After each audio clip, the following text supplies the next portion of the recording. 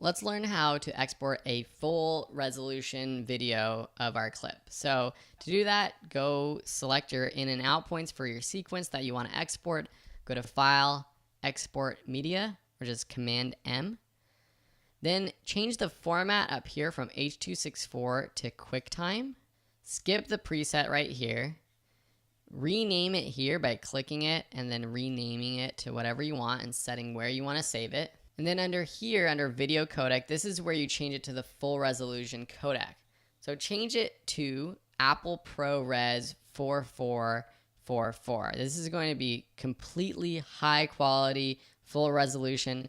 Apple ProRes 422 HQ is also the same basically.